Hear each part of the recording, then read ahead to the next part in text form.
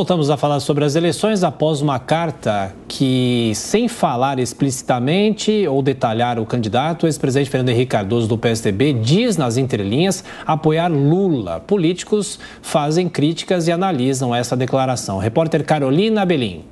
Na nota pública, sem citar nomes de candidatos, Fernando Henrique Cardoso diz o seguinte: como é de conhecimento público, tenho idade avançada, embora não apresente nenhum problema grave de saúde, já não tenho mais energia para participar ativamente do debate político pré-eleitoral. O ex-presidente da República prossegue fazendo um apelo. Peço aos eleitores que votem no dia 2 de outubro em quem tem compromisso com o combate à pobreza e à desigualdade. Defende direitos iguais para todos, independentemente da raça, gênero e orientação sexual. Se orgulha da diversidade cultural da nação brasileira. Valoriza a educação e a ciência e está empenhado na preservação de nosso patrimônio ambiental, no fortalecimento das instituições que asseguram nossas liberdades e no restabelecimento do papel histórico do Brasil no cenário internacional. Uma das primeiras manifestações após a carta aberta de Fernando Henrique Cardoso foi do partido dele. O PSDB tem candidata e vai lutar até o final para elegê-la. Simone Tebet e a nossa senadora Mara Gabrilli representam o melhor caminho para o Brasil. Primeiro turno é para votar no melhor. Útil é votar em quem a gente confia. Tebet compartilhou a postagem e acrescentou: o único caminho para pacificar o país e fazê-lo voltar a crescer é o Centro Democrático, o qual represento, formado por MDB, PSDB, Cidadania e Podemos, disse a MDBista. Eu acho que, como democrata que é, Fernando Henrique Cardoso fez uma carta dirigida ao Brasil. Ele fez muito mais uma carta contra uma candidatura do que a favor de outra. Tudo que está ali é a cara da nossa candidatura. Defendemos a democracia, defendemos a diminuição da desigualdade, o combate à miséria, a pluralidade, a diversidade. Não tem nada ali que tenha declarado votos a um determinado candidato.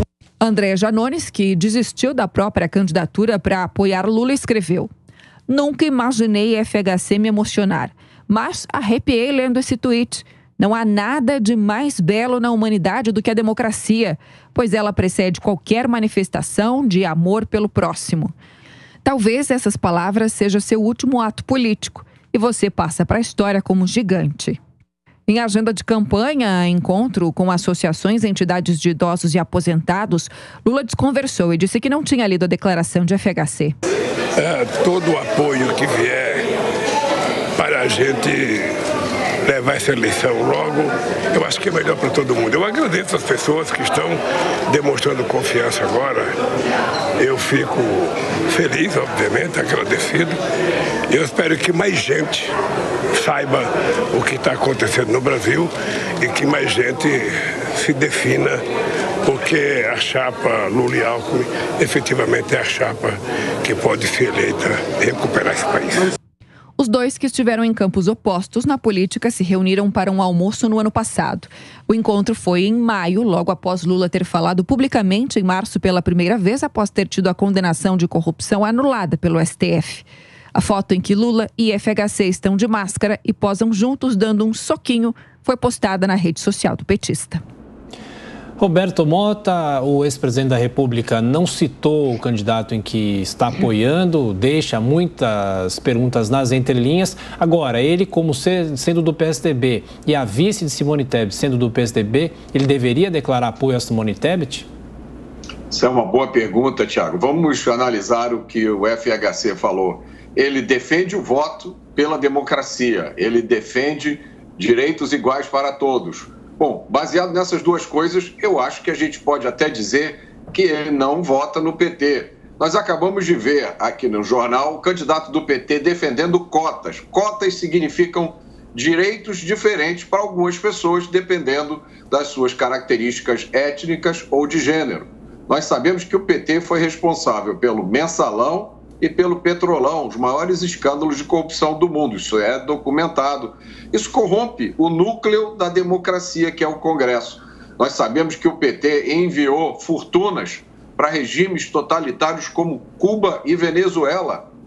Nós sabemos que foi no governo do PT que aconteceu a maior recessão da história do Brasil em 2015 e 2016, com queda de 7% do PIB. FHC disse: vote em quem combate a pobreza e a desigualdade. Eu acho que se o FHC quisesse dizer que vota no PT, ele teria dito isso. Então fica a pergunta, em quem vota Fernando Henrique Cardoso? Amanda, você tem a resposta. E o voto útil pode mudar o cenário das eleições nesse primeiro turno? Qual a sua opinião sobre o assunto? O Ciro Gomes caiu um ponto na última pesquisa, já poderia ser um reflexo disso? E por último, começam rumores também sobre o voto envergonhado. Seriam eleitores que não têm a coragem de assumir, que mentem até mesmo sobre o candidato que vai escolher na hora H? Adriana, travou um pouquinho durante a sua pergunta, mas deixa eu voltar para o assunto do FHC. Eu acho que está muito claro, ele vota em Lula. Para responder a sua pergunta, embora esse nome não esteja na sua declaração, ele está ali, é uma descrição do PT, dos valores defendidos pelo campo democrático. E o Fernando Henrique Cardoso, como outras figuras históricas do tucanato, tem feito uma distinção muito clara nesses últimos dias entre o campo da democracia e o campo da não-democracia. E eles colocam o Bolsonaro nesse campo da não-democracia. Embora haja divergência políticas históricas entre FHC e Lula, eles lutaram do mesmo lado. A origem deles é a democracia. Eles lutaram contra a ditadura militar. E o presidente Bolsonaro exalta e enaltece e é saudosista do regime militar até hoje. Fernando Henrique Cardoso foi exilado, teve que morar fora, teve que se ausentar do país durante a ditadura por perseguições às suas ideias e aos seus valores. E o presidente Lula montou o sindicato, fez parte da luta sindical, foi preso e lutou contra a ditadura. Então, os dois combateram do mesmo lado e o Bolsonaro estava no lado oposto. Então, é óbvio que essa é uma declaração de apoio a Lula. Em linguagem tucana, em tucanês, claro, mas se a gente olhar para o contexto dos últimos dias, todos os tucanos de alta plumagem históricos que referendaram apoio a Lula. A gente tem José Gregório, ex-ministro da Justiça, Miguel Reale Júnior, que foi um dos autores do impeachment da Dilma, o Sérgio Fausto, que preside a Fundação FHC, quer dizer, uma pessoa muito próxima, informações de que essa nota de ontem do FHC foi redigida a 4 mãos, teve apoio do Sérgio Fausto, teve apoio do chanceler Celso Laffer, que também foi uma figura importantíssima no governo Fernando Henrique Cardoso. Então, o think tank, todos os intelectuais do tucanato já estão aderindo a Lula no primeiro turno. O Aloysio Nunes, por exemplo,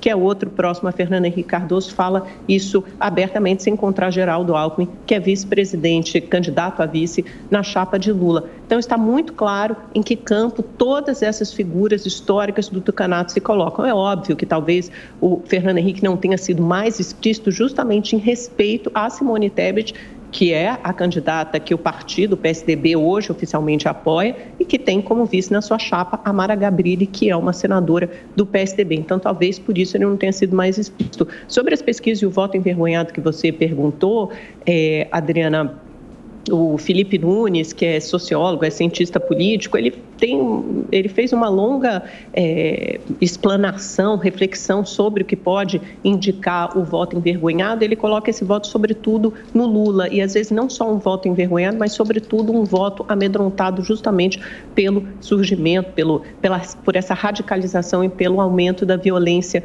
política. Não sei, eu acho que se há um voto envergonhado, ele é minoritário, porque parece muito cristalizada a opção nos 2 principais nomes dessa corrida eleitoral. Mota? Posso acrescentar, por favor, uma coisa?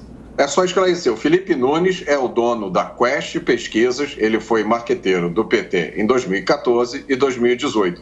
Não surpreende que ele ache que o voto envergonhado vai para o PT. Eu só queria aproveitar aqui e responder aquele desafio que a Amanda me fez mais cedo sobre as pesquisas que erraram. Segundo o Ibope, a Dilma foi eleita senadora em Minas em 2018. Segundo o Ibope, a Manuela Dávila foi eleita prefeita de Porto Alegre em 2020. Segundo o Ibope, o Haddad ganharia no segundo turno nas eleições de 2018 com 43%. Segundo o Databolha, o Haddad ganharia no segundo turno com 45%. Segundo o Poder 360, os resultados das pesquisas do Ibope não se confirmaram em 15 de 26 cidades. Essa matéria está na internet. Isso é 57% de erro. O erro é maior do que se você jogar uma moedinha para cima e escolher cara ou coroa. Tem uma análise que foi publicada em 24 de setembro de 2018 por um matemático, professor da USP, PhD em estatística, que analisou todas as pesquisas, Ibope e Datafolha até aquela data, e ele disse o seguinte: Fernando Haddad vai ser eleito com 99,4% de chance.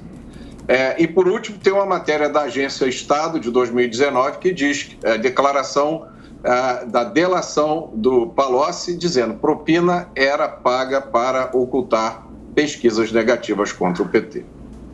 Essa declaração do Palocci, né, que na verdade nunca deu em nada, que não foi aceita essa delação nem pelo Ministério Público, teve que ser feita pela Polícia Federal e nunca deu em absolutamente nada, né, Mota? Agora tem um levantamento publicado hoje no Estado de São Paulo, qualquer um pode conferir, sobre as pesquisas de intenção de voto a essa altura, 10 dias do pleito em anos anteriores. Então temos aqui 28 de setembro de 2018, Datafolha, Bolsonaro com 28, Haddad com 22, Bolsonaro de fato ganha o primeiro turno, 24 de setembro de 2014, temos Dilma, Marina Aécio, Dilma liderando com 40%.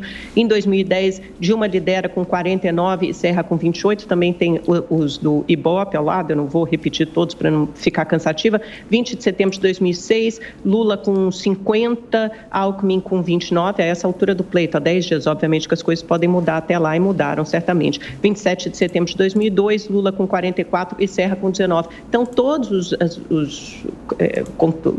os adversários que acabaram levando, os competidores que acabaram levando a corrida eleitoral nesse momento da pesquisa estavam em primeiro lugar. Essa pesquisa da Datafolha que coloca o Haddad em primeiro lugar, vencendo o Bolsonaro no segundo turno, é uma pesquisa de 28 de setembro. Você falou que era de 10 de outubro. De 10 de outubro mostra claramente o Bolsonaro à frente de Haddad. A de 28 de setembro, que foi a que você se referiu num outro debate nosso aqui anteriormente no Jornal da Manhã, é a única do Datafolha, ou seja, antes do primeiro turno, que coloca o Haddad à frente. Todas as pesquisas subsequentes publicadas no segundo turno pelo Datafolha colocam o Bolsonaro com grande folga, vantagem à frente de Haddad, e a pesquisa da véspera do pleito mostra 55 a 45, que foi justamente o resultado das urnas do segundo turno em 2018. Então, Mota, as pesquisas algumas vezes têm erros, sim, como essa do Rio Grande do Sul, que você falou do Ibope, que você mencionou em 2020, inclusive a Márcia Cavallari, que era presidente do Ibope, agora do IPEC, já se justificou e pediu desculpas por esse erro do Ibope. As pesquisas erraram, sim, em algumas eleições municipais. Esses erros não têm que ser varridos para debaixo do tapete, mas quando a gente tem vários institutos de credibilidade e tradição que acertam muito mais do que erram e apontando na mesma direção, é porque isso quer dizer alguma coisa. Não adianta a gente desqualificar o mensageiro e dizer que todos erram, porque não é verdade.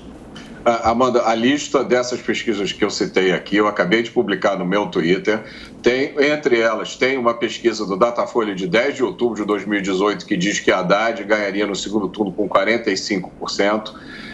As informações importantes para as pessoas também são relativas às associações dos donos e das associações políticas dos institutos. Essa performance, desempenho do Ibope de errar 15% em 26%, é uma taxa de erro de 57%. Nosso público precisa ficar sabendo disso. E eu concordo com você. Você acabou de dizer, as pesquisas erram algumas vezes. Isso tem que ser enfatizado. As pesquisas erram e erraram grosseiramente no passado. Então, isso tem que ser lembrado.